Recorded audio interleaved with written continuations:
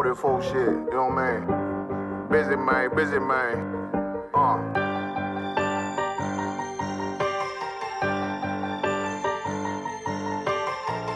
Look, when that shit drop, you step all the way on their neck, step on their neck and they head with that shit. Fine then, I ain't show no mercy, we gon' show them boy what time it is. I pop out like I'm Samuel, I got time to kill. Haters thought I died, I survived. They don't know how I did it, got it out the mud, straight to glory. They don't know how I feel, he nice but he don't show them skills, how I show them skills. He ride but he don't work the wheel, how I work the wheel. They mad, I'm too solid, circle tight, yeah, vacuum seal. No, they want my life, I ain't worried, I got rank for real. I got real soldiers, kill for me, nigga, watch yourself. They say you been in beast mode lately, you is not yourself. When you dropping that fire, precious man, stay inquiring. They can't stop what's coming, but I see them conspiring. Cross the line, them firing. This bitch here, finna break the spin. No kindness, I don't trust you, circle small. You can keep your features. Me and my niggas don't keep no secrets. In the field like Jeepers Creepers. Say they want some smoke, dawg. So I brought these chimney sweeps. Coming like we coming, you can't even cap. These niggas don't run it like we running, bitch, don't even start. Bitch, I'm with my niggas till the end, till them do us part. So if you wanna leave, you can leave, bitch. Bless your heart, fine in. I ain't show no mercy, we gon' show them boy what time it is. I pop out like I'm Samuel, I got time to kill. Haters thought I died, I survived. They don't know how I did it, got it out the mud, straight to glory. They don't know how I feel, he nice but he don't show them skills, how I show them skills. He ride but he don't work the wheel, how I work the wheel. Ooh, I got a man, circle tight, yeah, vacuum seal. I heard they want my life, I ain't worried, I got rank for real. Take over in effect, yeah, I'm fully focused. You might not see it on me, just know it's women, that bitch fully loaded. Ooh, yeah, we up and rolling. Told them I need major motion. Think I'm joking, I'ma school them niggas like they baby Jody. Got it out the dust, now I'm too clean, don't know why they hate me. What you want out life, dawg? Guns and butter, baby boy. U.P.K top, dawg. Certified road runner. I'ma turn that econ line van to a damn tank. I got choppers stashed in the attic like they Anne Frank. They had that shit on lock till I snapped on them like bolt cutters. You cannot play both sides, gotta choose your colors. See him throwing that one up with that W, that's my blood, bro. Fine in, I ain't show no mercy, I'm gon' show them boy what time it is. I pop out like I'm Samuel, I got time to kill. Haters thought I died, I survived. They don't know how I did it, got it out the dust, straight to glory. They don't know how I feel, he nice but he don't show them skills, how I show them skills. He ride but he don't work the wheel, how I work the wheel. Ooh, I got a made, circle tight, yeah, vacuum seal. Said they want my life, I ain't worried, I got rank for real. I got you.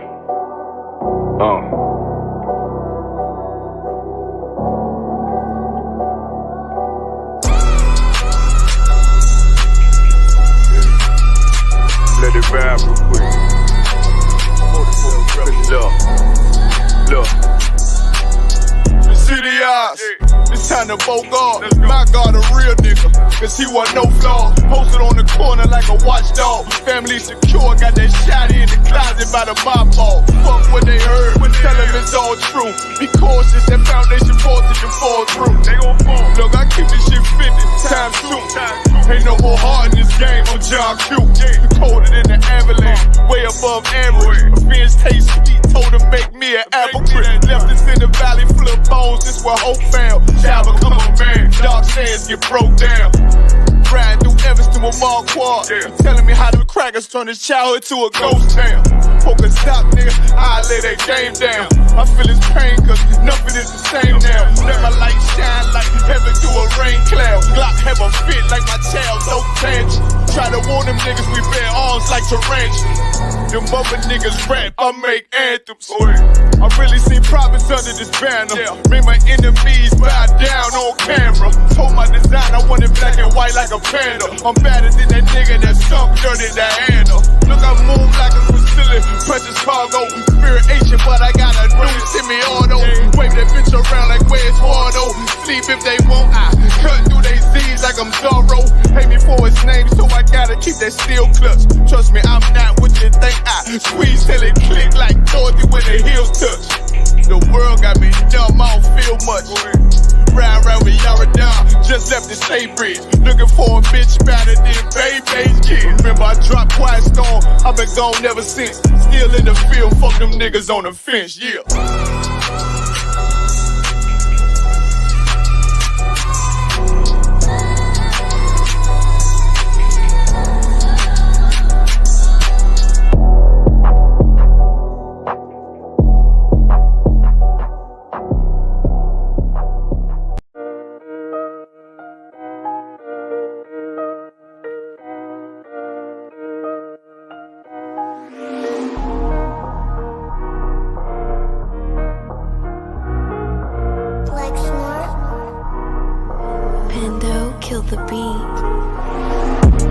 I don't know who, somebody need to hear this. Y'all don't speak Hebrew, that's Yiddish. How the fuck you try to label us anti-Semitic? We the Israelites, blacks, native Hispanics. The Germans getting locked up for the Holocaust. Meanwhile, black people still up in the Holocaust. 100 million of us died in the transatlantic. 6 million died, y'all want the world to never forget it. You can never be a Jew, you a Ashkenaz. This ain't a star dum-dum, a gun die or die.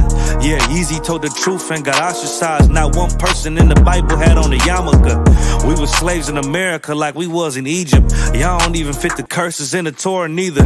Y'all was blind to the truth, I had to make it clear. How Jerusalem, your land, your people came from Europe. That was 1947, your menorah got 9 sticks, it's really only 7. Yeah, it's us against the world, Armageddon. This what happened when you inherit lies from your ancestors. Y'all the synagogue of Satan with them black hats. Your whole nation sitting ducks, Aflacs. Bunch of thieves and culture vultures, ain't nothing kosher. To tell the truth, you vagabonds don't have a culture. Macedonia, Alexander and Philip, you a convert, so tell me, how the fuck is you Israel? That don't make you the people just cause you litter. Why my people can't hate your people like y'all hate Hitler? All the prophets was black and was called nigga. Y'all don't even fit the description that's in the scriptures. Abraham, all the way down to Jacob, we the real Jews. Y'all don't study Christ, y'all follow the Talmud. Keep it real, yeah, let's keep it real. Cold hard truth, it give you chills. Say y'all Jewish cause y'all ain't really them. About to do them like Hammond, it's the Feast of Purim. UPK undefeated, this an easy win. We was born fighting, y'all the evil twin. Jacob took hold of his heel, then out came his little red bastard and they kosher deals. It's only 12 tribes, y'all trying to make it 13. Esau despised his birthright, the Lord cursed him. He ain't the devil, who is? I'm still searching. Ask your rabbi, why he get them babies herpes? I don't know what's worse, that or you claiming that you a Maccabee. I'm about to cancel, everybody try to cancel ye. I ain't afraid to speak, that's what I do. They riding to the core, I'm just judging them by their fruit. Cause they ain't suffering curses. If I was carnal, I promise I'd punch you in person. I know this an uncomfortable subject. They making millions off our culture and black people suffering from it. Yeah, they don't believe in Christ, they the Antichrist. Make a living off of niggas, they a parasite. I ain't afraid to tell the truth, niggas terrified. I'm about to go DEFCON 4, I ain't satisfied. That is proof. That is absolute proof that they know we are the real Jews. That's absolute proof. Now, he got the records. Go find me a white Jew on any archaeology in Egypt anywhere. You will never find a piece of archaeology with white people as slaves in Egypt. So don't tell me that they were slaves and it's their identity, and they know it. And I know the blasphemy of them, which say they are Jews and are not. The Lord knows the blasphemy of you so-called white people that say you are Jews and you are not Jews. You are not the people of the law. You are not God's chosen people. God's chosen people are living in the ghettos of America. God's chosen people are in poverty and depression in the streets of America. God's chosen people are walking around in America with no identity. That's where God's chosen people are. Hey, Shalom Israel, Yah Bashim Shabbat Thumb to all the brothers, Yahweh Shema Thumb Bashim Yoshai to all the sisters. And tonight, like every Tuesday night around 8 p.m. Eastern Time, we have the Brotherhood class in I.S.U.P.K Canada. You understand? With me tonight, I have my big brother, Officer 500, Shaya 1. And what's going on, the ones? Yah Bashim Shabbat Thumb. Yah Bashim Shabbat Thumb. Tonight we have an interesting topic, you understand? The movie just came out, Wakanda. It's saying Black Panther, Wakanda forever. And now, you know, this is not a movie review. It's really more like a breakdown because it's interesting how. Give me 1 second. I'm gonna have to put on my camera from my phone.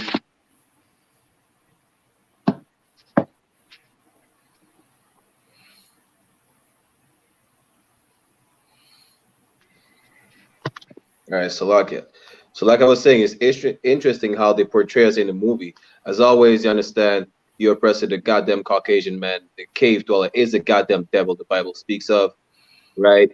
Now, with that movie, just like you could read it in the class's title, it is Black and Brown division propaganda. You understand? They're trying to divide Black and Hispanic people further than they're already divided. Even though in a way we are coming together, you understand? In the world, a lot of brothers are coming together, right? But really, the only place where Black, Hispanics, and Native Indians are coming together is in the I.S.U.P.K, which is the Israelite School of Universal Practical Knowledge, started out of 1 West 125th Street under Commanding General YAHANNA. You understand? No place else, right? But now, that movie is gonna make the oppressor billions of dollars.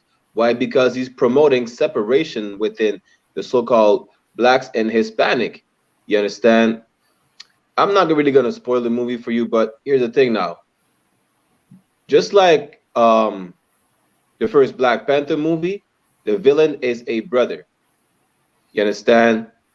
In the first movie, the villain was a Judite. In the second movie that just came out, the villain is a so-called Issacharite. Issacharite is so-called Mexican. You understand?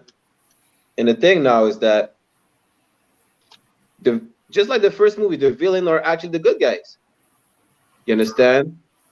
But just like in real life, when Donald Trump trying to say Haiti is a shithole country, or Latinos are thieves, murderers, and rapists, we are actually the good guys.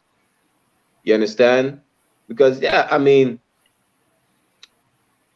we do commit sin, but we are pushed to commit sin by our oppressors. You understand? We don't naturally commit sin. Our oppressor is the biggest rapist on the face of the earth, the biggest child molester, the biggest thief. You understand? Whatever is bad on the planet, he's good at it. But we are not. You understand? So just like in real life, they portray us as bad in the movie when we are actually the good guys. In the beginning of the movie, Namor, which is the name of the villain, you understand? What's the name of the brother again? Do you have his name, Adawan?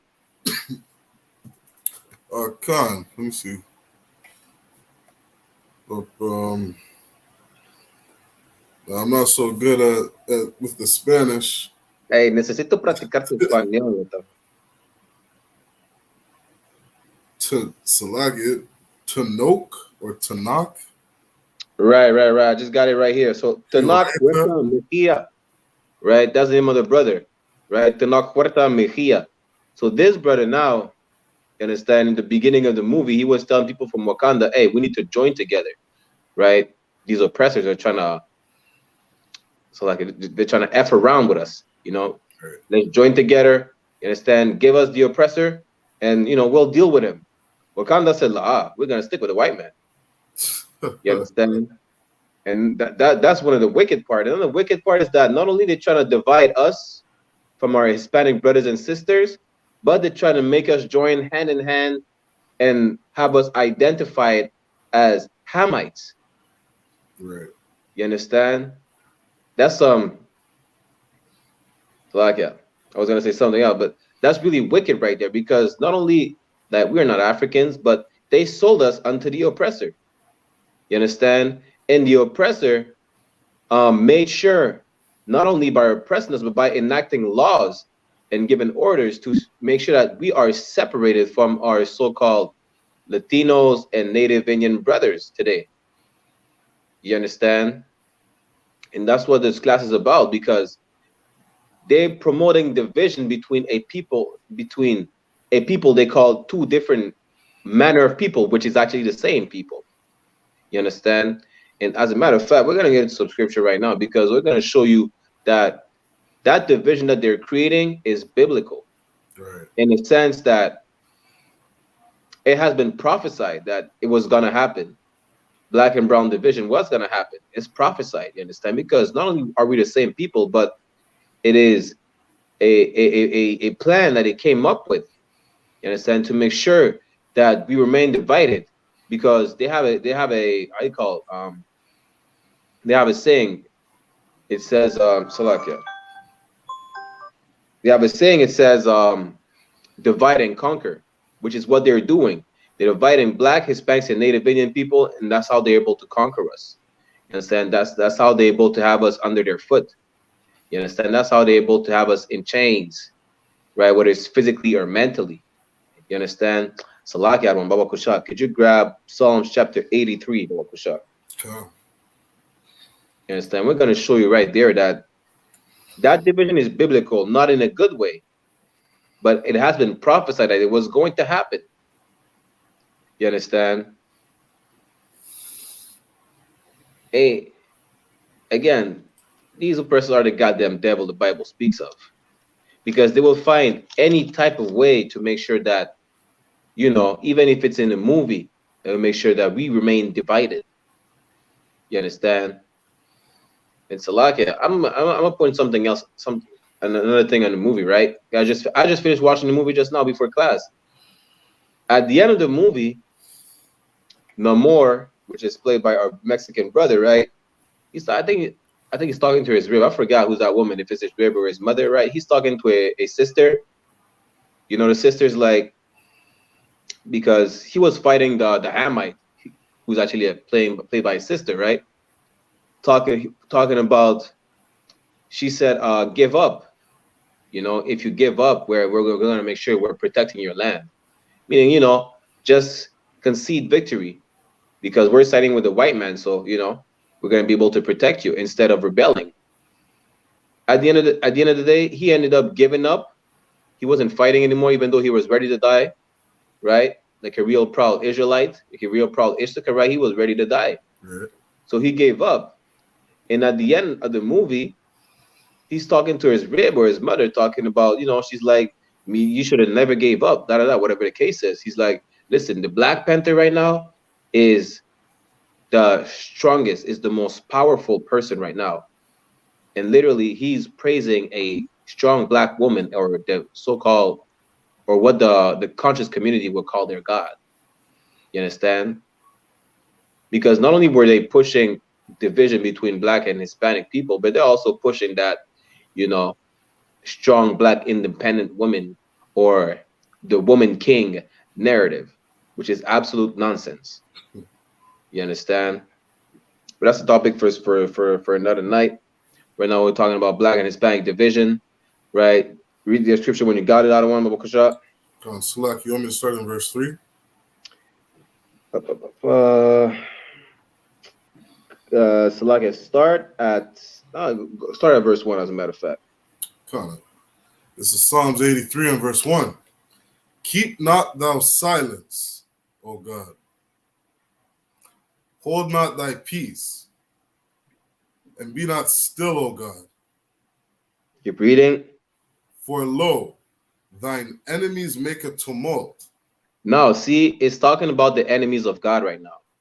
You understand? And we're going to show you who are the enemies of God, and they're making a tumult, meaning they're making noise. They rioting.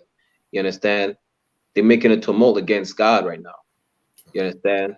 And now we're going to see what it's all about. Keep reading, Baba Kusha. And they that hate thee have lifted up the head. Read. They have taken crafty counsel against thy people,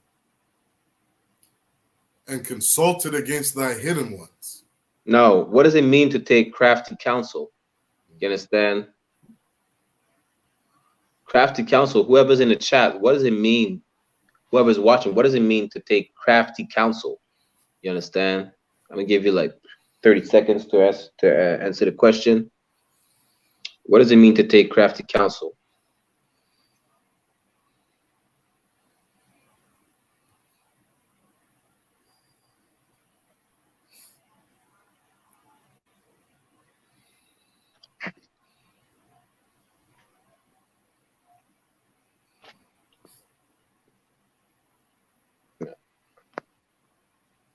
For time's sake, I'm gonna give it to y'all for time's sake, right? So crafty counsel would mean that they're plotting, right?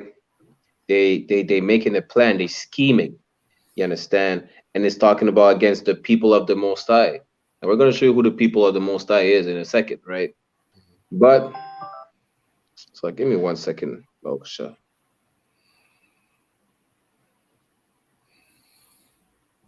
So now they're scheming against the people of the Most High, you understand? And they're consulting against the hidden ones. Who are the hidden ones? You understand? The people that we know as the 12 lost tribe of Israel, right? Which really are not lost, because since 1969 we know who they are. You understand? They're not lost. It's the people who are mentally lost, yes, spiritually lost, right? Not knowing who they are. But really, they're not lost. They're right here. They're in Jamaica. They're in Mexico. You understand? They're in South America. They're in North America. They're all over the planet, all spread it all across the four corners of the earth. You understand? But now, in verse 3, it said that the enemies of the Most High, right? Those who hate the Most High, those who hate God, are scheming against his people. You understand? They're plotting. That movie was a scheme against the people of the Most High. You understand? To further divide them than they already are. Right? Keep reading, Baba Kusha. Verse 4. They have said, come and let us cut them off from being a nation. That movie, Wakanda, right now, which is Black and Brown division propaganda, is, you know, is making us is basically dividing us, you know, divide and conquer. Just like verse 4 says, it says, come and let us cut them off from being a nation, meaning we are one nation in the first place, right? But we decide, but not we decide, but I mean, in a way we decide, but, you know, by following the white man, yes, and the oppressor who's telling us, y'all are not the same people, you understand, pitching light skin against dark skin, and having and implementing a caste system within the Americas, right? We're dividing each other. You understand? He doesn't have to do anything. He just has to plant a bad seed in our head, right? And we let it grow instead of plucking out the weeds. We let it grow, and now we're dividing each other. You understand? Instead of saying that Mexican there, he's my brother. You understand? We're rejecting him and we're siding with our oppressors. Instead of our Mexican brothers saying, these Negroes are my brothers, right, and sisters, he's gonna side with your oppressor. You understand? We rather identify as African and they rather identify as other or white than as being the chosen people of the Most High. You understand? And that's because of the oppressor, because that's what they planned. Because back in the days, it wasn't like that at all. I mean, you could look, for time's sake, I'm gonna just give it to y'all, right? You could look it up, the circa of the last few Inca kings, which the Incan Empire is South America, right? Spreading from Panama to Colombia, Ecuador, Venezuela, all them countries over there, right? You could see the last king before having a Spaniard as the head of the monarchy was black. When I say black, I mean he was a dark-skinned man. You understand? We were not watching skin color. We didn't have no problem of colorism back in the days before the oppressor came to the Americas. We didn't have that problem. That problem we only had that problem ever since the oppressor put us in chains. With Christopher Columbus landing in the Caribbeans and in the Americas, and so on and so forth. You understand? Ever since 1492, that's when we started having a problem with colorism. Before 1492, we didn't have no problem with colorism. You understand? That Mexican brother that's way lighter than me, you know, I would not see him as a different matter of people. He was my brother. You understand? Just like I was the brother of a brother looking like, what's his name? Peso or the Mexican OT, like these brothers in Texas right now. You understand? Keep reading out of one. Come. They have said, come and let us cut them off from being a nation, that the name of Israel may be no more in remembrance. You understand? This is why they're pushing that movie. that movie is gonna make so much money because it's pushing black and brown division. You understand? To make sure that we forget that we are the same people. You understand? This is gonna fuel black and brown disputes. Why? Because the Mexicans were warring with the blacks, right, in the movie, just like in real life, right? At the end, they made the Mexican bow down to a black woman. You understand? They made a man bow down to a black woman. He didn't literally bow down, but he gave up. You understand? He was ready to fight till death, but she made him give up. You understand? And at the end of the movie, he's talking about, yeah, that black woman is the most powerful being right now. Really, you understand?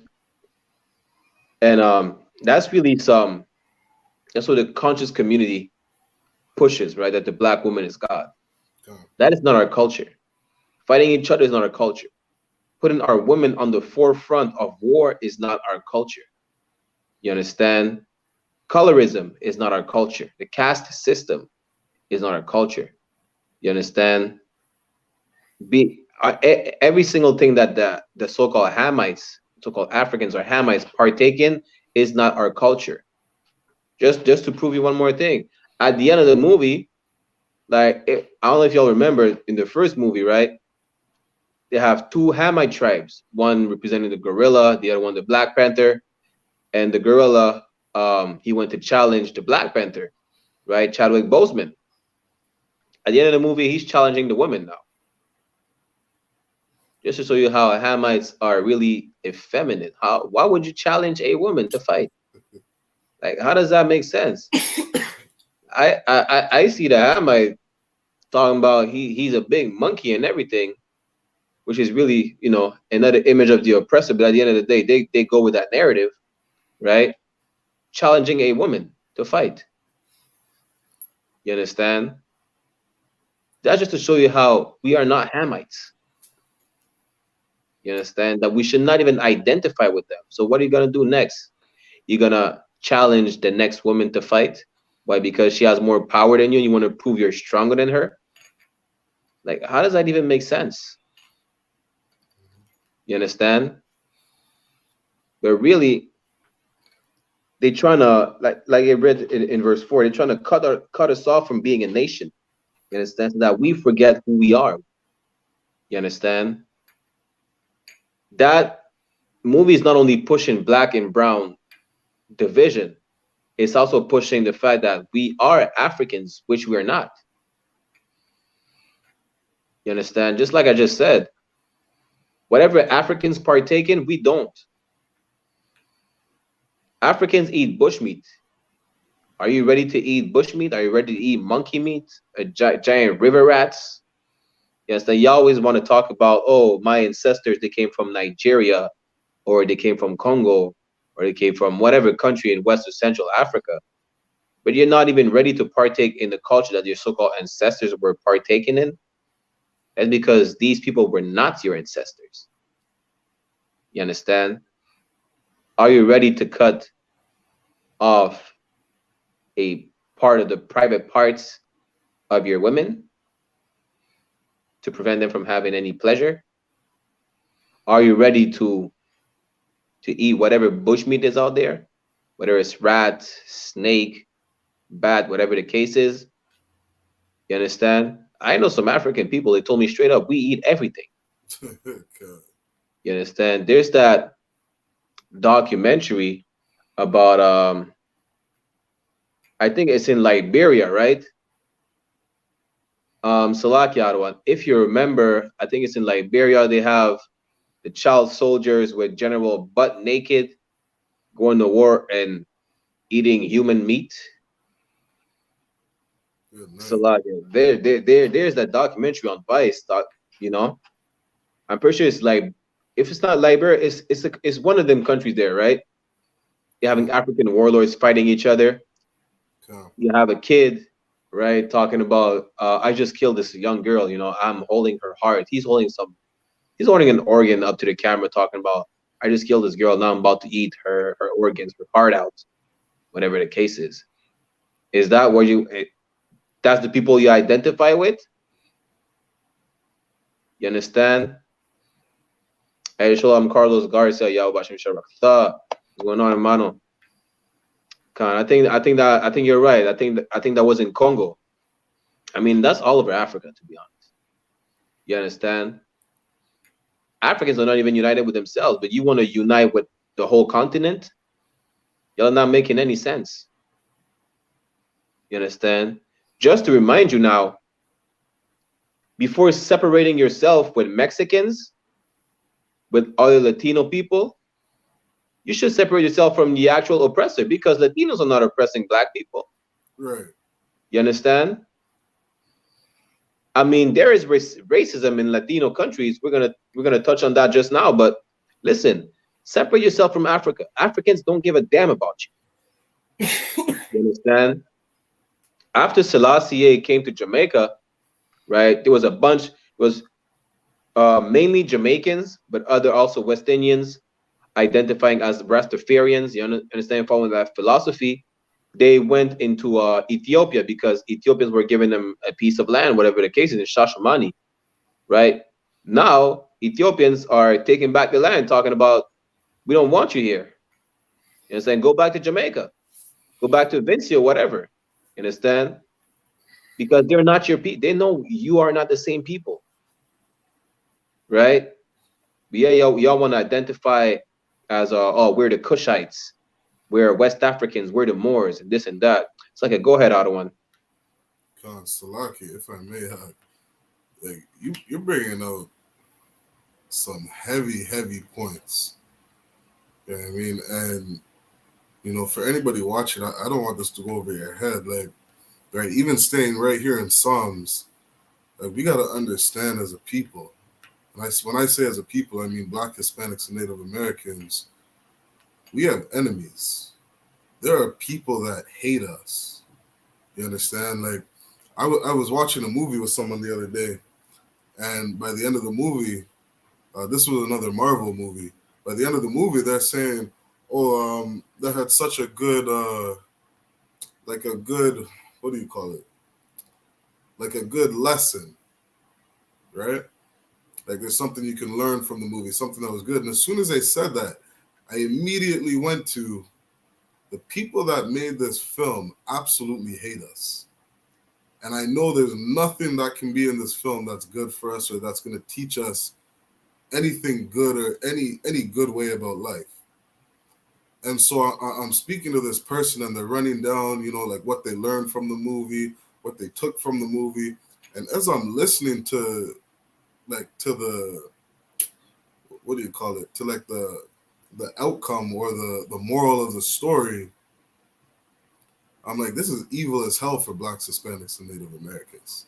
Like, that's a terrible lesson, right? And not to get too into the movie, but it's like, because of the I.S.U.P.K. and because of the leader that we have in Commanding General YAHANNA, I understand that the people that make these movies absolutely hate us. You understand? Like the Jewish man, he's in control of damn near all the media. I forget how, like, he owns DreamWorks, all the different things, right, that promote and play all this media that we have. And so as we're getting into this movie Wakanda, right, and as Officer Bracchiala is going to break down, it's like just understanding that we have enemies and just understanding that there are people out there that hate us, right? We can draw the conclusion before even watching the movie that they're going to teach us something that is going to destroy us.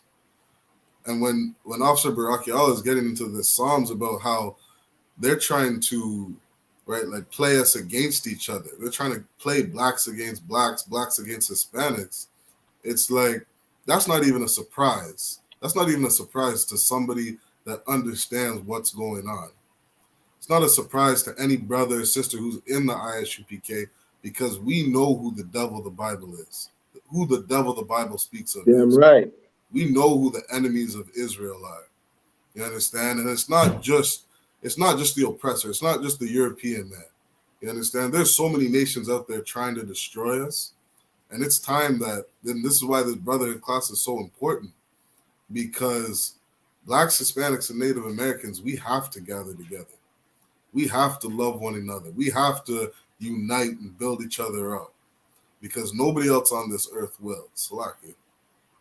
Damn right. Hey, give a hand to Officer Shire one, Baba Kasha.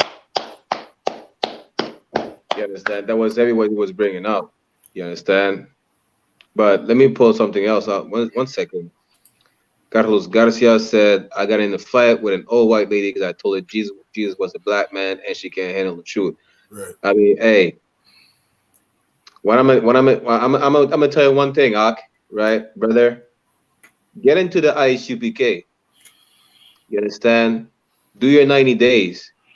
You understand? Get you your Hebrew name and learn how to pick your battles. I mean, yeah, go ahead. Tell the oppressor Jesus was a black man. Ain't nothing wrong with that.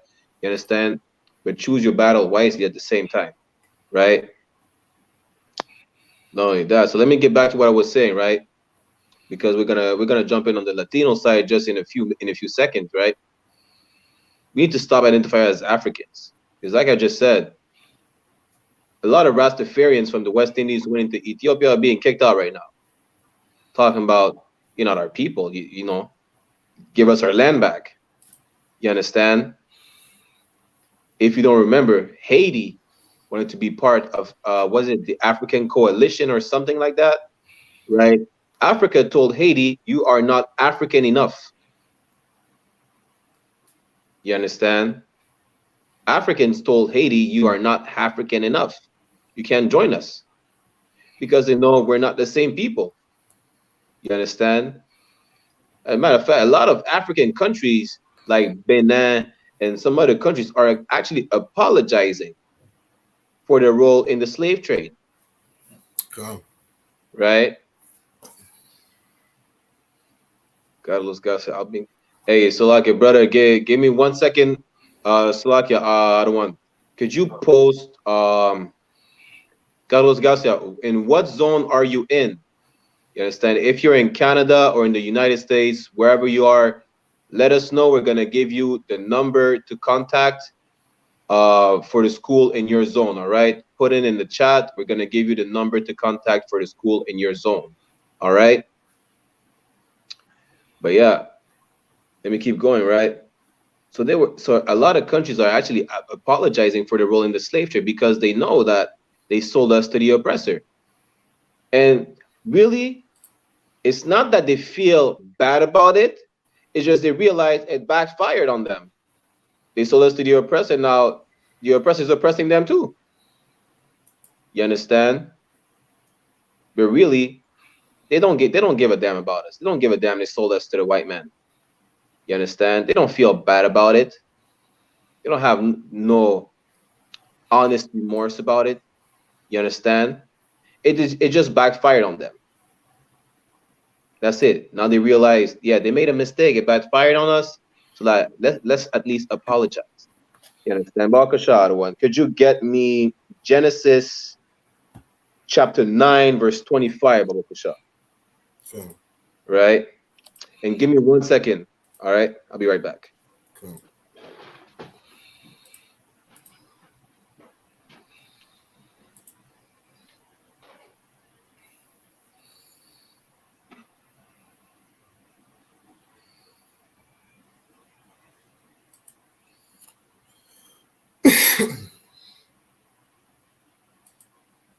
Khan, yeah, and just until Officer Brachiala gets back, right? Just to Carlos Garcia, right? You said you got in a fight with an old lady because you told her Jesus Christ is a black man, right?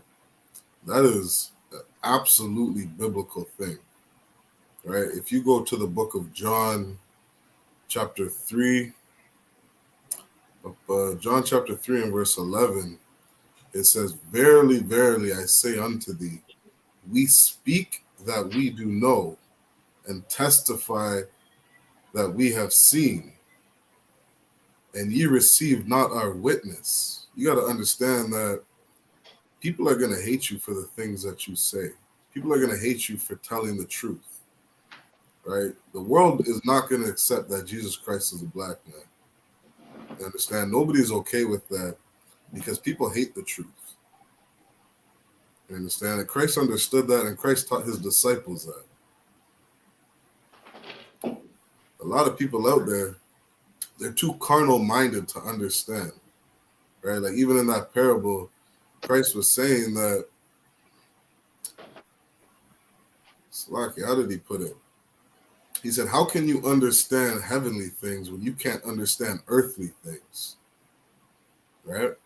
Just paraphrasing. So it's like, you're a person, you can't understand, you're just carnal-minded, you can't understand earthly things, you're never going to understand heavenly things.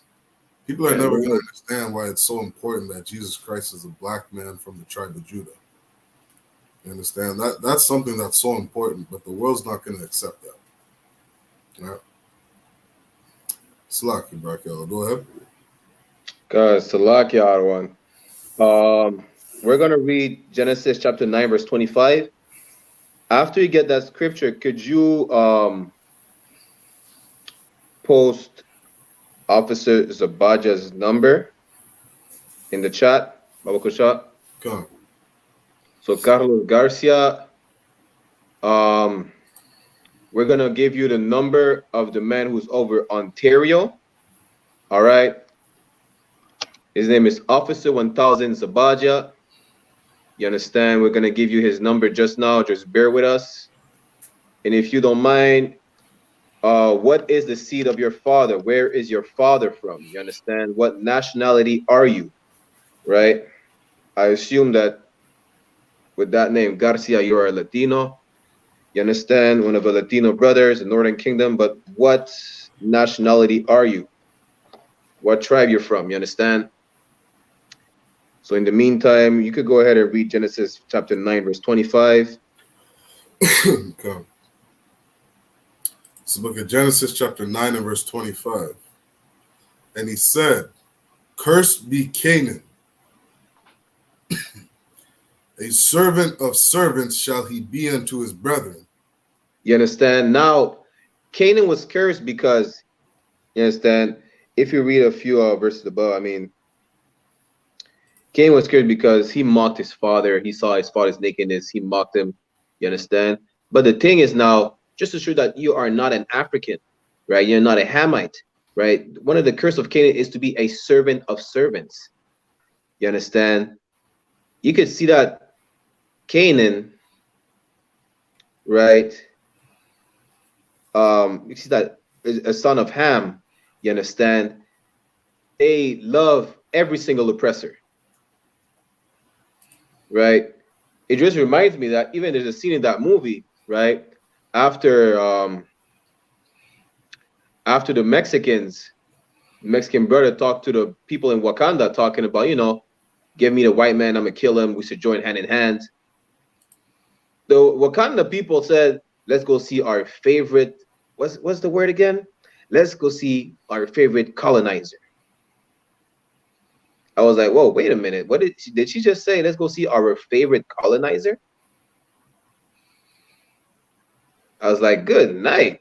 Our favorite colonizer. I mean, Salakia. Now, there's a colonizer that's not as bad as the others. And the crazy thing is that colonizer is the worst oppressor that there is on the goddamn earth. Okay. You understand? It's just to show the spirit of African people. You understand? They're ready to join with all types of people. They'll join. They became Muslims. You understand? And they know the history of Islam and how Islam spreaded. You understand? It ain't spread through hugs and kisses. They spread by the sword. They know that, but they don't care. They're like, you know, let me just be a Muslim. You understand? Some of them be like, let me be a Christian, knowing how Christianity spread throughout the world. You understand? They don't give a damn about being under the foot of someone else. And that's who black men and women want to identify with. You understand? Like Carlos Garcia, born in Costa Rica. His pops is from El Salvador. All right. So Carlos, you would be of the tribe of Zebulon. You understand? Your pop is from Salvador. You'll be of the tribe of Zebulon, the so-called Mayans. You understand? the people from Central America. You be the tribe of Zebulon. So bear with us a moment. We're gonna give you the number of officers of Baja. You could contact him. You understand? He's in the Toronto area, but he's over Ontario, right? So just bear with us. You understand? But yeah, it's Salakia had one. Do you have your Zondervan's Compact Bible Dictionary? Come. Yeah, I got it right here. Get the definition of ham. You understand? Get the definition of ham, Baba Kushon. Come. Carlos Garza said that movie made me feel a type of way. The blue people were Latinos fighting their brothers and sisters. Disney hate us. Damn right. I mean, I just watched the movie, Yak. You understand? I felt some type of way because just like in the first movie, the bad guys are actually the good guys. It needs to be okay. So put it like this: in movies, our people are always the bad guys, just like in real life. You understand? Just like Donald Trump just said he's running for president for 2024, right? So now Donald Trump, he's saying if he gets elected, he will put the death penalty for drug dealers. Best believe that he's not talking about the white trash cooking meth in their basement. You understand? Or he's slanging fentanyl and heroin in the streets. For Donald Trump, the drug dealers are the blacks and Hispanics. You understand? And we're not drug dealers because we feel like it. You understand? We're not necessarily judging because we're really chasing after fast money, because we're so oppressed that we can't find a job. You understand?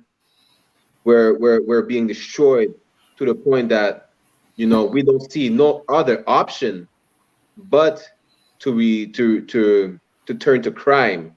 You understand? To be able to provide for ourselves and our families. And that's because of the oppressor, the white man. But now Donald Trump is saying, you know, death to the drug dealers. He don't give a damn about the white trash again cooking meth in his basement. The drug dealers for Donald Trump are the blacks and Hispanics. You understand? That's who the drug dealers are. A white person can never be a drug dealer. You know why? Because that little white boy is slinging cocaine on the streets. That could be his son or his nephew. You understand? Donald Trump's nephew can never be a drug user or a drug dealer. That's some nigger shit. Salaka. Excuse my French. You understand? Donald Trump said Latinos are drug dealers, rapists, and everything like that. A white person could never be that. Salakia. I'm going to just paraphrase what General Mahayman said. What does it take for a white person to get arrested? You understand? What does it take for a white person to get arrested? I mean, they go out marching in the streets talking about, I'm a shoot up a school. You understand? Loading up the house with like 10, 15 rifles, all type of ammunition, ready to go to war. You understand? They shoot up a church and they get brought to McDonald's. Salakia, if I may, there was an oppressor down here. He got caught with like two bags of ecstasy. I think it was enough pills to have like 5,000 counts of manslaughter. Good. They gave him what was it? They put him on probation. They gave him curfew. They let him stay at his mom's house or something like that because it was his first offense. And all he had to do, he just had to be home by 8 o'clock every night. So Salaka, let it be a black, Hispanic, or Native Indian man. Okay. Ain't no first offense. You are going to jail. You're doing time for that. You understand? Salaka, we're getting locked up. We were getting locked up for having weed. Damn right. I mean, Salakia. They turn around and make it legal. Salakia. The crazy thing now, we were getting locked up for having weed. You understand? For selling it, smoking it, whatever the case is. But then since weed became legal, the government was trying to say, well, we're going to start pardoning those people who, you know, went to jail for a minor weed offense.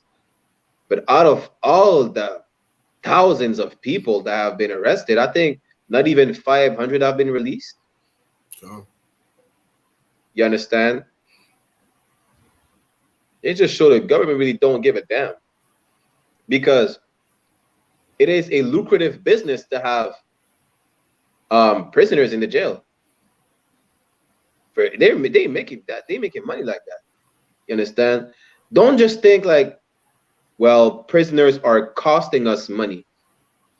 You understand? Police are paid to arrest people. The COs are paid to watch over prisoners. If there's no prison in jails, I mean, why do we need COs if there's no prisoners to watch over? You understand?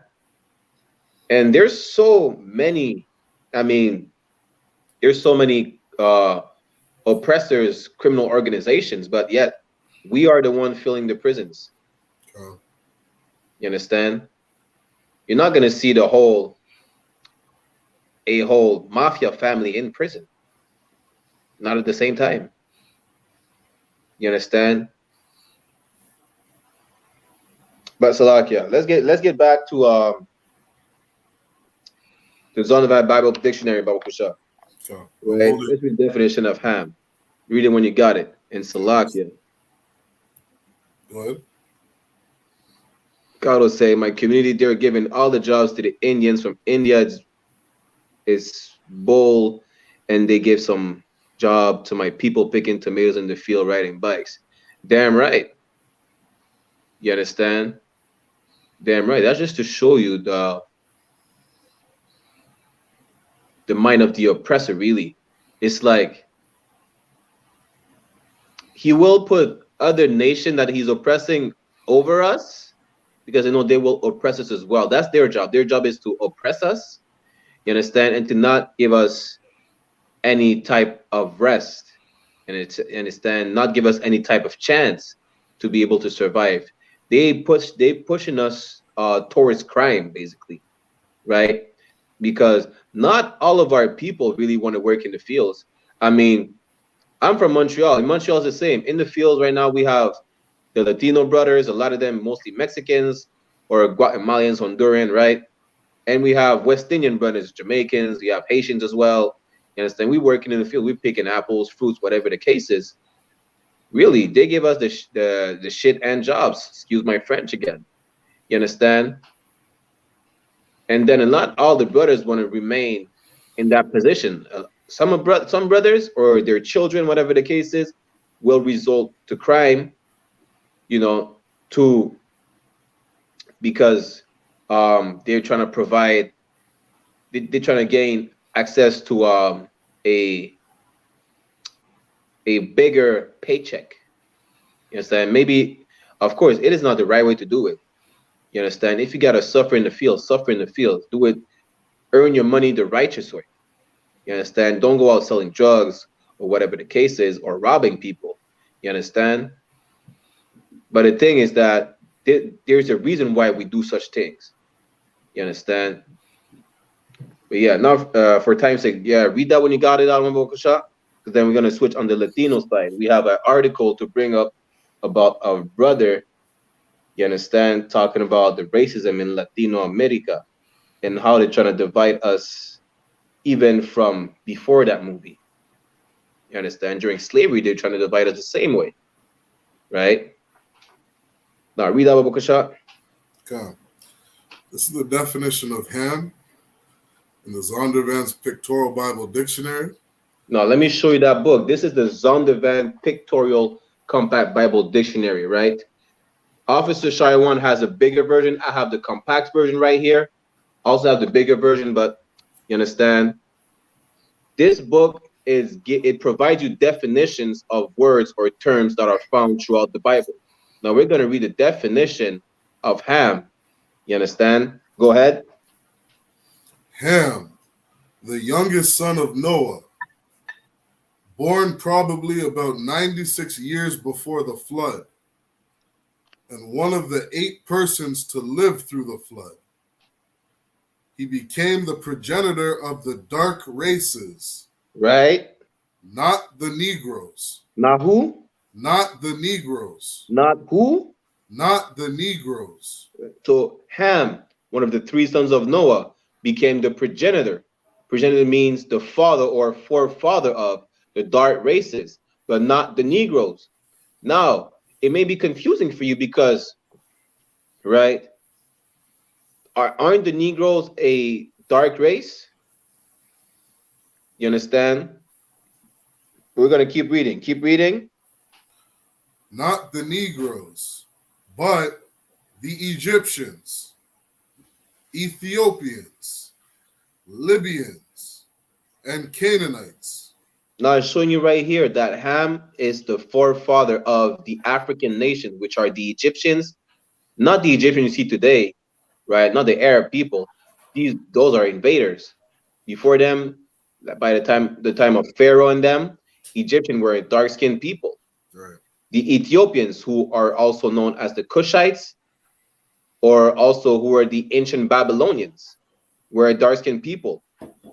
The Libyans and the Canaanites. You understand? Those are African nations, or tribes, if you want to put it like that, but not the Negroes. The Negroes are the so-called dark-skinned people that went into slavery. You understand? I would be a Negro. Officer Shire 1 would be a Negro. You understand? Our brothers in all throughout North, Central, and South America, the same skin tone as us, you understand, would be so-called Negroes. You understand? The black people that were put on slave ships were the Negroes. You could even find in ancient maps of Africa and West Africa, you would see Negro land or Kingdom of Ouida, which really translates to Kingdom of Judah, which is where we were in West Africa before being sold by the Africans to the white man. You understand? It's explaining to you right there that Negroes and Africans are two different matter of people. Not all skin folk is kinfolk. You need to understand that. Just like Carlos Garcia was saying, right?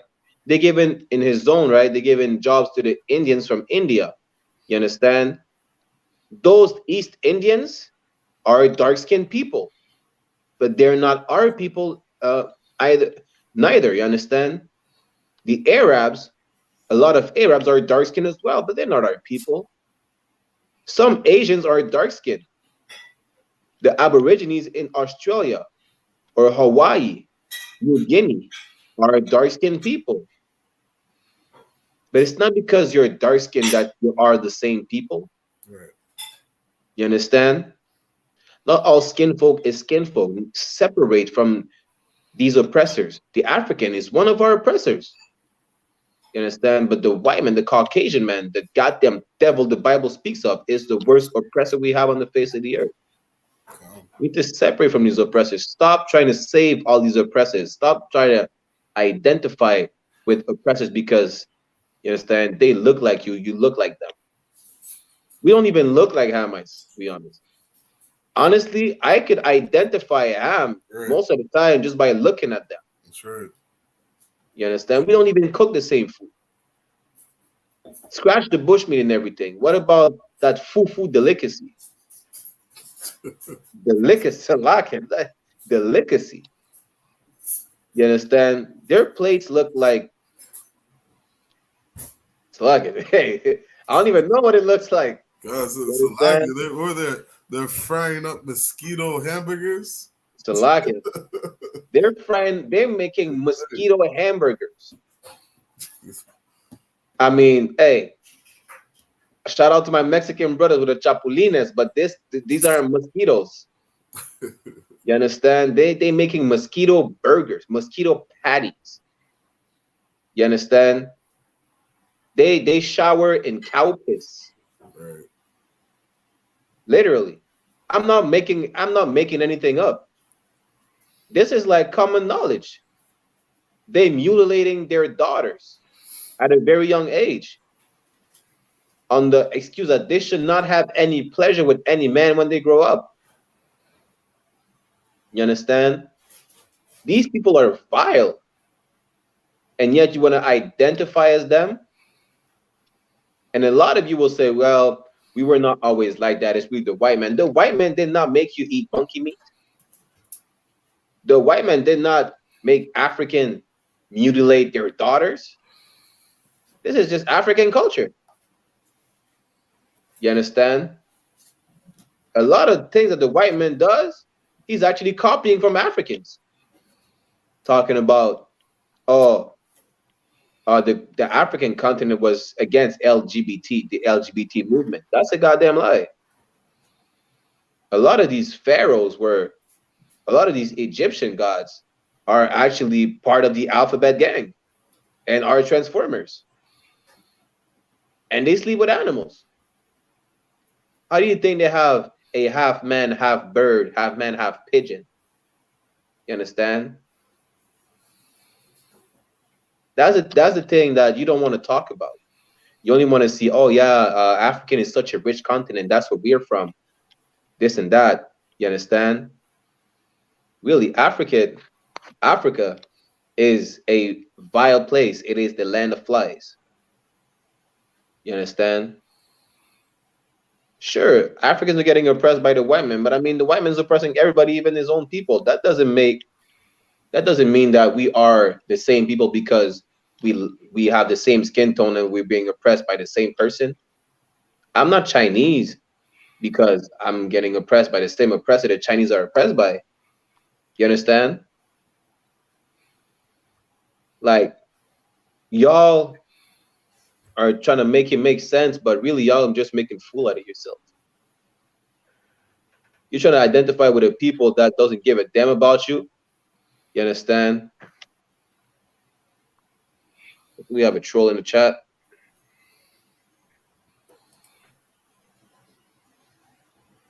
Right? Separate from these nations. Even the Mosai told us not to mingle with these nations. I mean, we could do business with other nations. Ain't no problem with that. But when it comes to marrying their daughters or have your daughter marry their sons, which is even worse, you understand? The Mosai said, La, don't do it. Our Latino brothers, Native brothers want a dark-skinned sister, come get a Jamaican sister. Come get a Haitian sister. You understand? Y'all want a lighter sister? So-called Negroes, go get you a Latina that's lighter than you. It's as simple as that. Don't go sleep with a white woman because, oh, she has a lighter skin. She's Salaga. I don't know what's wrong with you. Sleeping with a white woman is as equal as sleeping with a dog. You understand? But yeah, let's leave it at that. I just told you, like, we're not Africans. We should not identify with these people. You understand? But now we're gonna go with, what's his name again? Tinoch? What's his name again? Tinoch Huerta? Huerta. I told you need to practice that Spanish. God. You know? Another problem that we have, right, which is promoting further division, you understand, is that we have a type of caste system in Latin America. Now, Carlos Garcia, let me know if I'm wrong, right? Because you said your dad is from El Salvador, right? So now, Slovakia, he said we need our own country. We need the earth back. Hey, be patient, Doc. We're gonna have the earth back. You understand? Come into the UPK. Come learn your true culture. We're gonna have the earth back. You understand?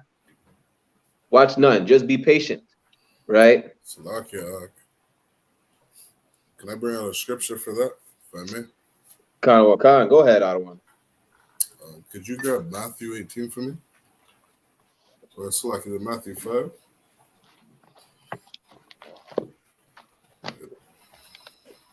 Matthew 5, what verse? Matthew 5, around 18. Right, whenever you're ready. Let's jump down to, go to verse 19. Khan. This is the book of Matthew, chapter 5, verse 19. Whosoever therefore shall break one of these least commandments. Shall what? Shall break one of these least commandments. Right. Carlos Garcia, don't break one of the least of the commandments. You understand? The Most High gave laws, statutes, and commandments for the children of Israel to keep. Right?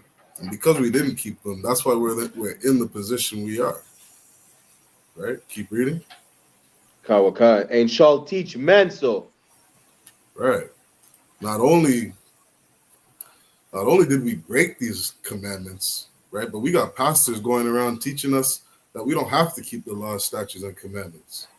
Right? The Christian church is the reason why we're so destroyed. They don't teach us that these oppressors are our enemy. They teach us to love our enemy. They teach us to love the people that raped, robbed, and murdered our ancestors. The Christian church teaches us to love the people that rape, rob, and murder us today. There's a study that it's something about 80% of Black women in America are dying after giving childbirth from different blood issues because doctors aren't giving them the proper treatment. Black women in America are dying 80% times more than other races of people. Why? Because these other races of people hate us. Our Black sisters, our Black, Hispanic, and Native American sisters are giving birth to children in the hospitals, and the doctors aren't giving them the proper care that they need. Why? Because they hate us. And your Christian pastor is telling you to love these people. Your Christian pastor is telling you that you don't have to keep the law, statutes, and commandments. It's okay to eat shrimp, crab, and pork. It's okay to be a drug dealer. It's okay to sleep with another man's wife. Christian pastor will tell you that if there's too much drama going on at home in your marriage, it's okay to divorce. God will understand. Jesus will forgive you. That's what your Christian pastor teaches you. But what does Christ say? Read that again. Kawakan. Whosoever therefore shall break one of these least commandments. If you break one of the least commandments, read. And shall teach men so. And if you teach people not to keep the commandments, read. Kawakan. He shall be called the least in the kingdom of heaven. He shall be called least in the kingdom of heaven. You understand? And this is why Christianity is so evil. This is why Islam and your Muslim mosque is so evil. They're telling you that heaven is in the sky. They're telling you that your rulership and your kingdom is somewhere that you can't see. Meanwhile, these pink dogs that are over us, these devils, these cave beasts that are over us, they live deliciously on the earth. They own the diamond districts. They own all the money in the world, all the oil. They have all these yachts. They're living deliciously. They're not worried about paying their bills. They're not worried about paying rent. They're not worried about how to find a job. You understand? All these different things that Blacks, Hispanics, and Native Americans stress over every single day. They're not worried about those things. And your Christian pastor isn't teaching you that you should be keeping the law, statute, and commandments. They're teaching you to break it. You understand? And these people that break these least of the commandments, the people that break the commandments of God, the people that don't obey God, they are going to be least in the kingdom of heaven. That's why we're least in this kingdom today.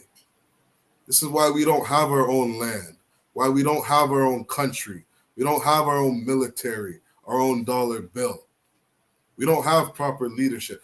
We don't have these things because we don't obey God. Read. Kawakan.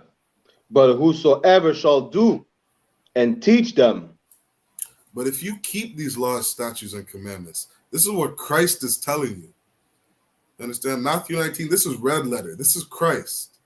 Yahawashi HaMashiach.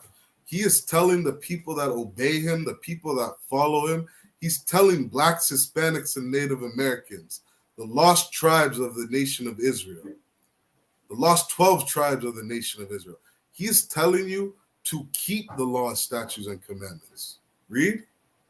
Kawakan. The same shall be called great in the kingdom of heaven. And if you love your brother and you love your sister, You don't sell drugs to your brother and sister. You don't throw your wife away. You lay down with that woman, you take care of her for life.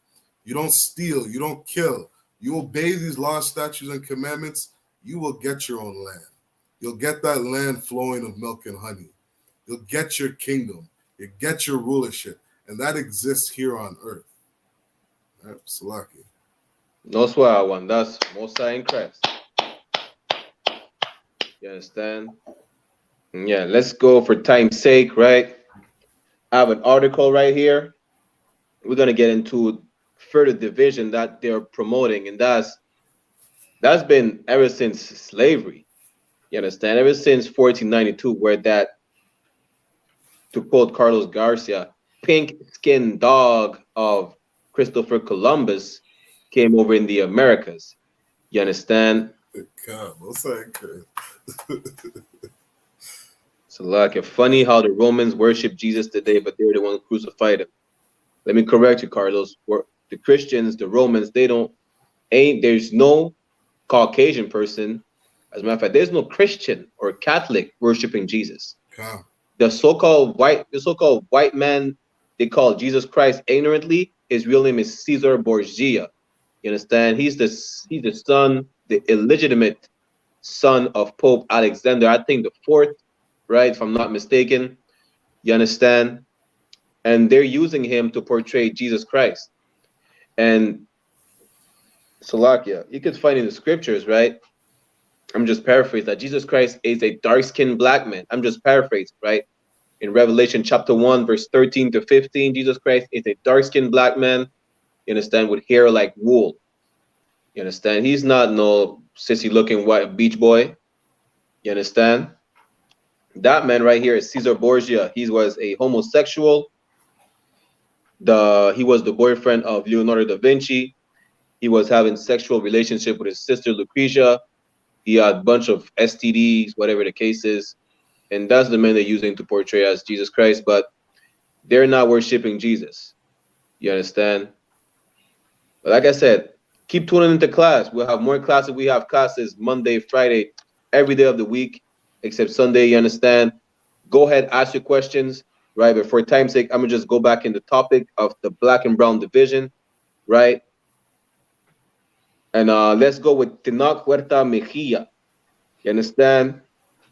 So that article, I'm going to show you like further division that they're promoting, especially in the Latino community, right?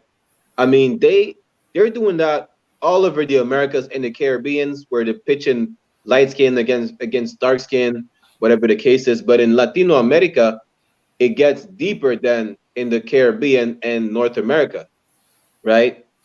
To the point, like, it's almost like they have a caste system where the lighter you are, the better looking and a better status you could have, while the darker you are, especially if you have certain features, like if you have features of a so-called native Indian or a Negro, you're looked at as you're nothing. Basically, you're dirty. You understand? And that I was having a question for Carlos, right? So, because you said your father is from El Salvador. If I'm not mistaken, El Salvador, a former president enacted a law where to make the Salvadoran people look more pure, they kicked out the black people from El Salvador to Honduras and Guatemala, right? If I'm not around like 1940s or something like that, or probably before that, as a matter of fact, right? So let me know if I'm wrong or not, because that would be the only reason why El Salvador is actually the only country where you will not see that much black people, or if any black people at all in the Latino America. You understand? So now let's go into the article, right? Black Panther Wakanda Forever unearthed deep colorism within Latino communities. Tinoch Huerta Mejia is breaking barriers as no more. White Latinos are bristling. Now, if you don't know Salaki Adawan, if you can, try to pull up a picture of the actor. Right? Try to share a picture of the actor on the screen. I want y'all to see, right, his skin complexion. Because Mexicans are mad that a dark Mexican that, you know, for them looks like an Indian. You understand? A native Indian. He's portraying Mexicans. They feel like he's not representing Mexicans at all. Right? White Latinos are feeling some type of way, talking about, yeah, we should have casted, like, you know, a white-skinned Mexican because he's not representing us. As if a white-skinned Mexican could represent the whole Mexico. Now that doesn't make sense, because how could a white-skinned Mexican represent dark-skinned Mexicans like Tenoch Huerta? You understand? Now, Bakusha, I try to pull up a picture of the brother. Right? I'm gonna keep reading. As viewers return to the futuristic fictional country of Wakanda, the latest Black Panther movie is once again the focus of complicated and heated discussions about representation. Except this time, casting decisions have run headlong into the naughty politics of Latino representation. Right. If y'all can see in the screen, that is the brother who was portraying Namor in Wakanda, in the Wakanda movie. You understand? That's not your typical, you know, white-skinned Mexican they want to portray in certain series or whatever the case is. You understand? Salak Yadwan, try to pull up another picture of, let me give you the name of the brother. All right, as a matter of fact, pull up Mexican, type in the Mexican OT, right? Try to see if you can get these two pictures side by side. The Mexican OT and Tenoch. I'm going to show you the difference between two brothers, which are both Mexicans. They're both brothers, but they have different skin complexion. But they're both Israelites regardless. You understand? And I'm going to get a scripture ready. Jeremiah chapter 12, verse 9. Right, so you see right here, that's the Mexican OT. He would be what we describe as a white-skinned Mexican, but he is Mexican. You understand? Compared to the other brother we just showed you, who is a more darker skin, has a darker skin tone, right? Tenoch Huerta, you understand? Mexicans really wanted a Mexican looking like the Mexican OT compared to Huerta. Why? Because for them, it feel like it represented them better. You understand? And really, I made some research, right? Because see, that's Huerta right there, who was playing in Wakanda. You understand? He feel like this type of Mexican is not representing Mexican properly. Why? Because he's too dark. That's really what they're saying. Okay. You understand? Give me one moment. To keep going into the article real quick. Bakusha, could you pull Jeremiah chapter 12, verse 9, Bakusha? Okay. And leave the picture up there, Bakusha.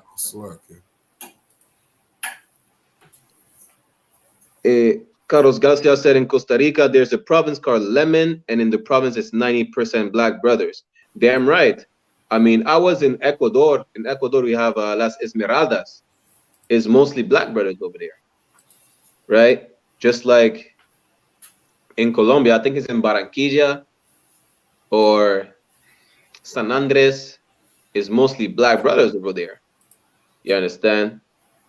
There's another place I forgot, but regardless, right? Latino America really wants white-skinned Latinos. You understand? Sammy Sosa is a joke. Damn right. I was gonna get into that too. You understand? But yeah, get that scripture, Bakusha, one. Let me keep reading into the article. Salakia. What was that scripture? Jeremiah what? Jeremiah chapter 12, verse 9. Okay. So in the article, it keeps reading, right? While most American audiences see Black Panther, Wakanda Forever as a win for Black and Latino communities, with the introduction of Underwater King Namor, played by Mexican actor Tenoch Huerta Mejia, the reaction in Mexico has been much bumpier. Last month, newscaster for Mexico's ADN 40 channel complained that the movies focus on darker skinned Latino actors is a form of discrimination against white Latinos. I mean, how does that even make sense? You understand? How does that make sense that it is discriminating against white-skinned Latinos? While there is a caste system talking about the darker you are in Latino America, the less worthy you are. You understand? Isn't that discrimination in the first place? Like, why would you need to cast a light-skinned Latino to represent the whole Mexico? Where wouldn't that be discrimination against dark-skinned Mexicans? You understand? Wouldn't that be discrimination against dark-skinned Latinos? Now, mind you, what if that's only dark? Imagine if they would have casted someone as dark as me or as Officer Sharia 1. Being Mexican regardless, imagine they would have cast someone as dark as us. Talking about discrimination against white-skinned Latinos. Hey, Carlos Gassa said he's ashamed of not being dark. Don't be ashamed, because we're gonna read a scripture right now that's describing how Israel were like a rainbow. You understand? Read that scripture when you got it, Baba Kusha. Okay. It's the book of Jeremiah. Jeremiah chapter 12 and verse 9. Read. Mine heritage is unto me as a speckled bird. Right, the heritage of the Most High. Now, since you're in the chat, Garcia, right? What is the heritage of the Most High? You understand?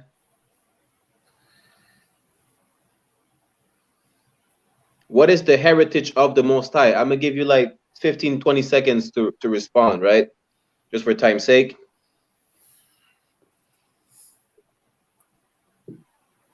What is the heritage of the Most High?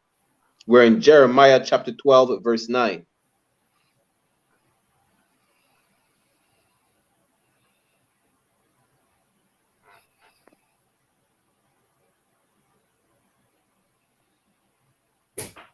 So I'm going to just give it to you for time's sake. The heritage of the Most High is the children of Israel, the 12 tribes. You understand? And we're going to answer your question right now. Right? So the 12 tribes, the heritage of the Most High, is like a speckled bird. A speckled bird meaning a bird of multiple colors. You understand? As a matter of fact, grab Jeremiah chapter 14, verse 2, Baba Kusha. We're going to answer Carlos Garcia's question. Are you still worthy if you are a light-skinned Latino? Of course, you're still my brother. It don't matter if you're as light as the Mexican OT or as dark as me or even darker than me. It don't matter. You are my brother. You understand? Colorism is a philosophy given to us by the oppressor. You understand? Don't watch the fact that you are a light-skinned Latino. That really doesn't matter. You understand? You are a chosen one. You understand? Your forefathers were put into slavery. You understand? You descend from the so-called Mayans. You understand? Or you descend from so-called Mayans. You descend from the native from Central America, South America, North America, Mexico, whatever the case, the Caribbeans. Your forefathers were brought over here by slave ships. You understand? You fit the curses that are in Deuteronomy chapter 28. You are a children of the Most High. You are a children of Israel. You understand? I told you already. You are the tribe of Zebulon. Light or dark skin, it doesn't matter. I have family that are dark skin like Wesley Snipes. Right. And I have cousins that are lighter than Huerta. You understand? That doesn't change anything. Read it when you got it, Aaron Babakusha. Jeremiah chapter 14 and verse 2. Judah mourneth, and the gates thereof languish. You understand? Keep reading. They are black. They are what? They are black. They are brown. They are black. They are light skin. They are black. Keep reading. Unto the ground. Judah mourneth. Judah really, the word Jew is short for Judah. You understand? Now it said that Judah, the Jews, are black unto the ground, meaning there are different shades of brown, whether it's dark black sand to white sand. You understand? Or in between. You understand? So the fact that you are a light-skinned Latino, it don't matter. You need to get that out of your head. That colorism philosophy, we got that from the white man. You understand? You're a light-skinned Latino, you're a dark-skinned Latino. It really doesn't matter. You understand? You are a brother, regardless. You understand? Now, we're going to go a bit over the time, probably 10, 15 minutes over the time, right? So let me keep reading. Do you have the book Black Indians with you? Con, I do. Okay, get that page ready, Babakusha. Get the page Black Indians, page 36. Right? Yeah, Black Indians, page 36. Now, let me keep reading a bit in the article real quick. So it reads, the only thing they achieve is to separate people more, said host Waitare Mateos in Spanish. The people in production must be selected for their talent and not for their skin color. See, that's really hypocritical because most Latinos in Hollywood, they're not dark-skinned Latinos that they're selecting. You understand? They're not selecting dark-skinned Latinos, right? They're selecting light-skinned Latinos. And now they're saying that they should be selected for their talent, not their skin color. I mean, I don't know if y'all know Huerta, but I've been following this actor even before Wakanda. He played in the last Purge movie with the Mexicans. That's him. He played in the TV show Narcos, Mexico. That's him too. You understand? I've been following the brother. He is a good actor. So what's the problem now? Because the fact that he is dark, it's a problem for light-skinned Latinos. Mexicans are mad. This face, this brown nigger, doesn't represent Mexicans. And as a matter of fact, I was speaking to one of my Mexican brothers from Cali, Officer 5000 Lahab. He telling me that white-skinned Mexicans have a slang for dark-skinned Mexicans like him. They call them changos. Changos, which I don't know about the other Latino American country, but changos in Mexico really means monkey. And that's how they would call dark-skinned Mexican brothers. You understand? They call them monkeys because they're darker than the average Mexican. So like when I say average, I mean, you know, the Mexican they're trying to portray in movies and videos, such and such. You understand? That division came from the white man, from the oppressor. Right?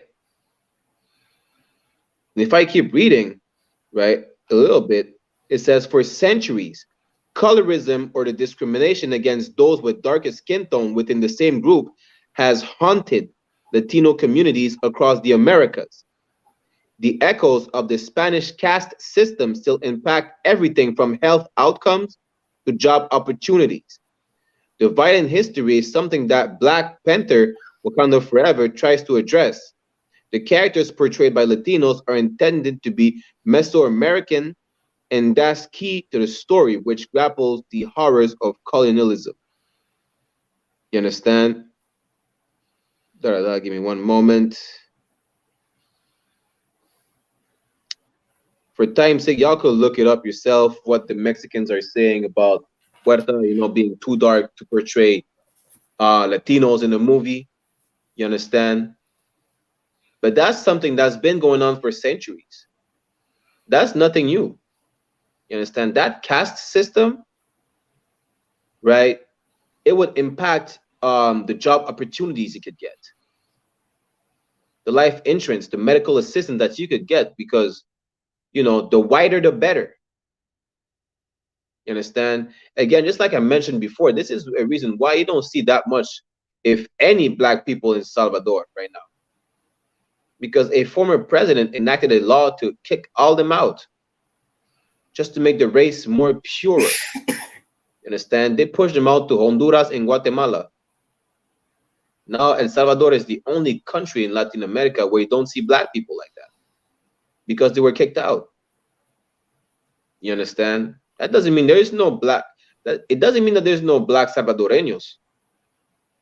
They were just pushed out. You understand? You have the page 36 out of one. Okay. Once I'll tell you where to start.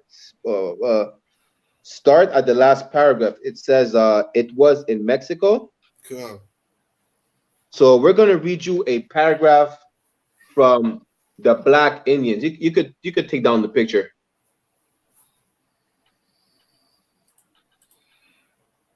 Right, we're gonna read you a paragraph from the book The Black Indians, which was written by a brother, William Lawrence Katz. You understand? So yeah, start at, yeah, go ahead and read it when you got it. It was in Mexico that Europeans tested their strongest effort to keep Africans apart from Native Americans. See, that's what a coincidence, right? Mexicans are mad that a dark-skinned brother is portraying Latinos, right? And white-skinned Mexicans have a problem with that. But history is showing you that it was in Mexico that basically the Europeans, the Spaniards, tested their strongest effort to separate blacks and Hispanics, or what we call Latinos today, which really are the natives from Mexico and Latino America, right? It's in Mexico that they worked the hardest to separate us from our Latino brothers. You understand? And it's really like stupid to just say blacks and Latinos, because a lot of black men in Latino America are just Latinos, meaning, you know, their ancestors didn't necessarily came through slave ships, because they were already dark-skinned people over there. They're not necessarily a mix of a native and a so-called dark-skinned slave that came to boat. No, la. They were probably already there. And the caste system was so the colorism in the caste system was so strong in Mexico that now you would only see black Mexicans, so-called black Mexicans, mainly in two cities, which would be Guerrero and Oaxaca, right? Because that's how they push black people out. They're trying to push them out, but really they got them concentrated in two specific areas nowadays, right? Keep reading out on Mawakasha. Black men far outnumbered their women, and so sought Indian wives. You understand? Black men was more. We were exceeding the numbers of black women, whether it's black men that came through slave ships or black men that were already there. We were exceeding the numbers of our sisters. Therefore, it was a natural thing for us to mingle with the natives on the Mexican land. Or as a matter of fact, we're talking about Mexico right now because it was where they worked the hardest. But as a matter of fact, throughout Latino America, we did the same thing. We intermingled with each other because we know we're the same people. It wasn't any issue. Like nowadays, we'll have the abuelitas talking about, I want you to marry a light-skinned Latino or a white man. You understand? Instead of marrying a black man, talking about, I want you to marry a what do you call, a chango or a mayate. You understand? But really, it was never an issue. It only became an issue because of the oppressor, because of the white man. You understand? Keep reading, Arwan Baokasha. Okay. A Native American wife meant if she was free, that children born to her would be free, not slaves. Keep reading. So extensive was the contact between red and black people that Spanish law prohibited the two races from living together or marrying. Okay, see how they call it red people?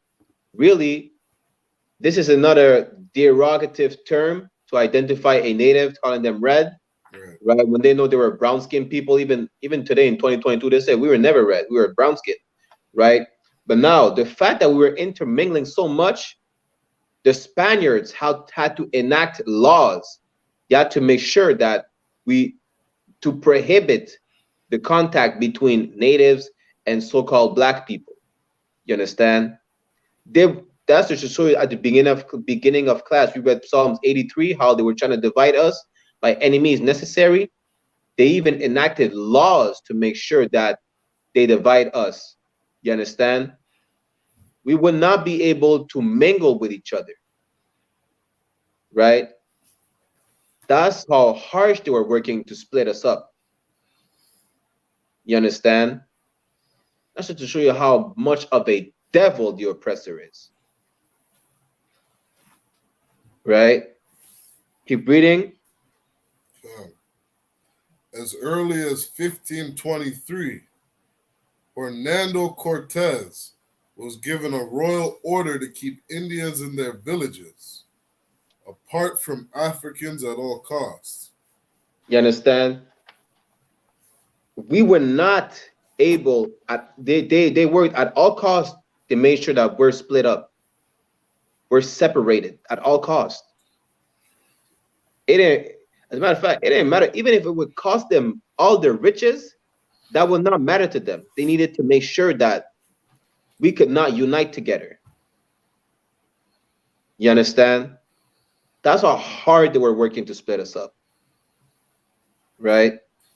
Like a skip down, go to page 38.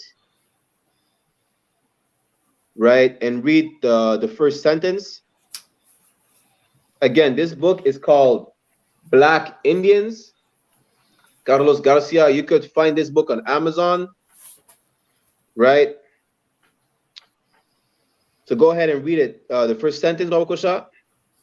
Racial mixing was so common in Mexico that it became hard to tell by skin color who was free and who was slave. You understand? They cannot tell us apart. That's what it says right here. They will not be able to tell us apart. Why? Because we're the same goddamn people in the first place. Right. You understand? How would you know that I am not from Puerto Rico? How would you know that I'm not from Panama? How would you know I'm not a black, so-called Afro-Colombian? You understand? I was in Ecuador. In Ecuador, they thought I was Dominican. They thought I was from Costa Rica. They thought I was from Colombia and Venezuela. I told them, nah, I'm from Martinique. You understand? I'm from the Caribbeans. You understand? Like, how could you know? As far as I know, Officer Shai One, he's Cuban. I went down to Cuba, and I remember, like, growing up in Canada, I remember so many people were always like, oh, this brother looks a little different. When I got to Cuba, I was like, oh, god damn. This is my people right here. Right? Salaki, I knew that before being in the truth. Damn right. You understand? Even the oppressor cannot tell us apart. So what they did is that they came up with laws and came up with a caste system. See how they divided the blacks, the dark skin and the light skin? They did the same thing in Latino America, but they went even further, right? To the point that nowadays, even when you go to the US, in some government papers, you have to check in like, so what is your ethnicity? What do you identify as? Right. So black people were checking black, right, because of our skin tone. Now Hispanic people really are confused. I mean Latino people, because Hispanic, meaning Spanish-speaking people, would include Spain. Latino people really is the people of Latino America, right? So they're confused. They would either check Hispanic, white, or other. You understand? And that's how confused they are. The white man made us. Right. Jump down to page 50. Start reading. I'll be right back. All right. Cool.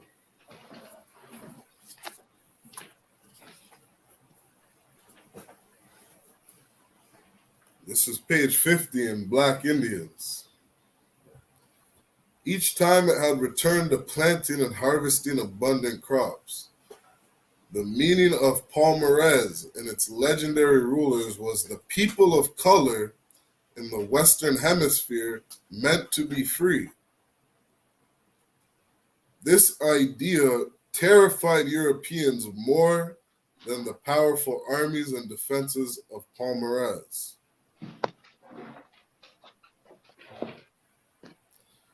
In That's a lot, the other one. God, Now, I was going to tell you, read about the president of Mexico.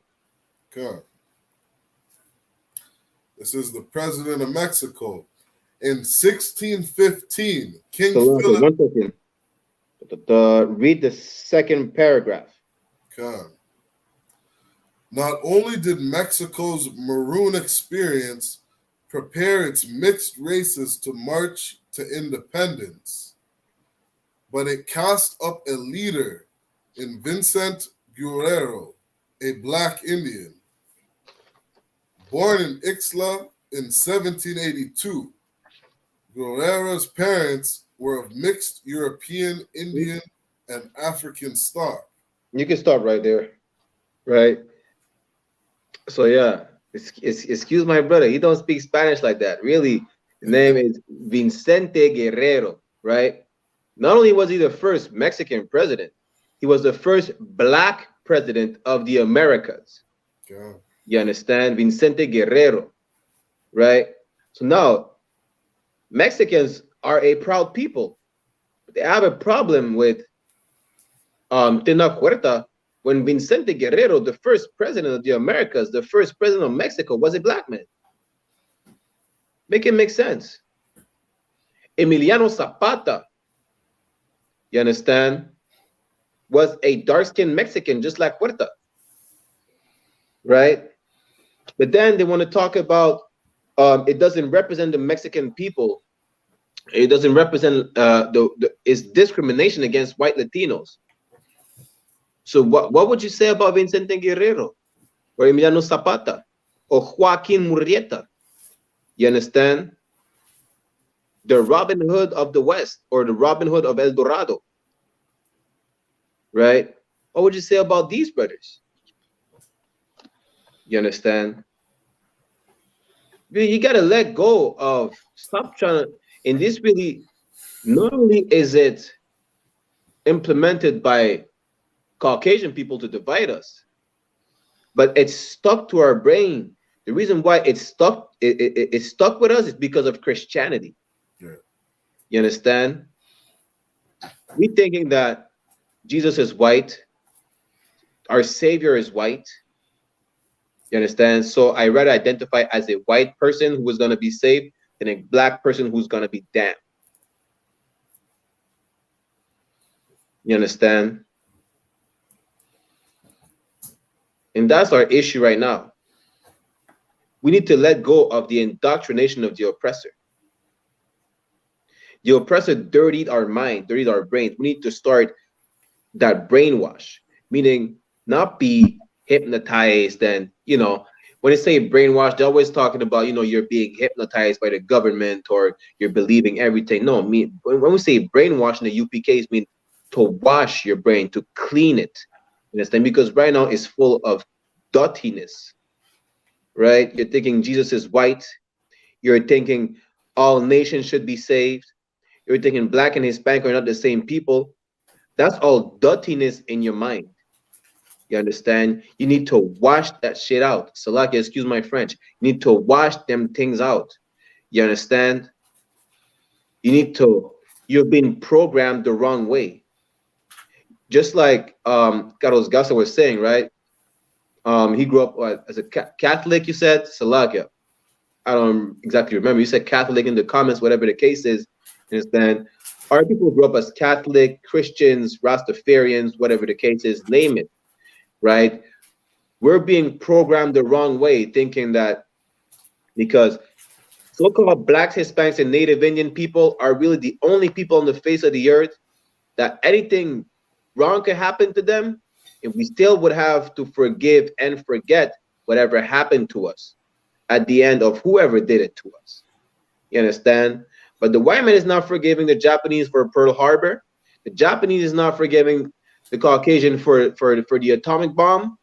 The white man is not forgiving the Arab for 9/11, nor the Arab is forgiving the white man for whatever nonsense they're doing in the Middle East. You understand? So why would black Black, Latinos, and Native Indian have to forgive and forget whatever happened to them and their oppressors. That doesn't make sense, right? But we went over the time a little bit. Again, this is the Brotherhood class every Tuesday night around 8 p.m. to 9:30 p.m. usually, right? Eastern time. With me, I had Officer 500 Sharia One, right? Big brother from Toronto. You understand? We had in the chat, shout out to Carlos Garcia, right? Call in the number we provided you. That's Officer 1000 Zabaja's number. You understand? You could also find us on Facebook and Instagram, right? You could contact Officer 1000 Zabaja, which his Facebook is Zabadia Banyamyan. Contact Officer 500 Sharia One. His Facebook is Sharia One Banyamyan, if I'm not mistaken. Contact me, Baraki Allah Banyamyan, as well on Facebook, Instagram, whatever the case is. Officer Adiyar UPK, select it for the rank order. You understand? Or Officer 5000 Aban, which is the man over Canada right now. His Facebook is Aban Uno. You understand? Tune in. This Saturday, we have a scripture breakdown class, like every Saturday from 8 to 10 p.m. Tune in, you understand? 1 week out of 2, my classes are in French or in English. You understand? With that said, I'm going to pass the class to Officer 500 Sharia One. Clap it up. Can you grab I hold this one.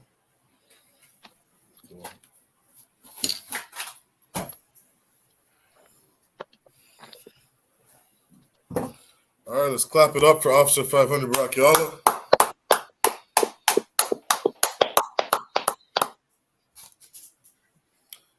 These are the I.S.U.P.K security announcements.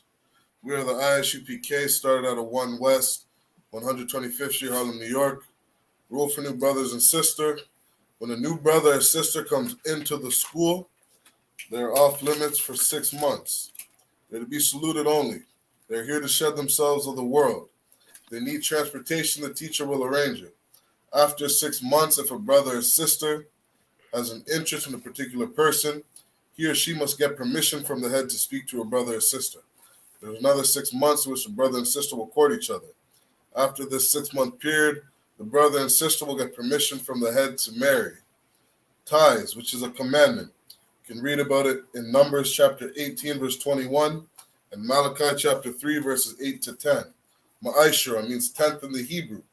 10% of every penny of any increase the Lord gives you, give to the treasury department or teacher. Priest fund, free will offering for priests, is not mandatory, whatsoever amount you would like. The upcoming holy convocations. We have the Feast of the Dedication coming up, also known as Hanukkah in the Hebrew. It is on the 25th day of the 9th month by the space of 8 days, which will be on Saturday, the 17th of December, 2022 for 8 days. You can read about the Feast of Dedication in the book of 1 Maccabees, chapter 4, verses 52 to verse 61. To any brother who wants to be a trooper in the school, start wearing all black boots, shirts, pants, headband, and scarf. With that said, we're going to give one courtesy salute to the brothers and one courtesy salute to the sisters. Men of Israel, Imadium, which means stand in the Hebrew. We're going to give a courtesy salute to the brothers. Men of Israel, Imadium Shabbat. Imadium, Barak, Yahweh Shem Yahushai Barak, Yad Yamatah, which means hands down. Sar, turn and face the sisters. We're going to give a courtesy salute to the sisters. Men of Israel, Imadium Shabbat, Imadium, Barak, Yahweh Shemar Al-Fan, Yad Yamatah. Class dismissed.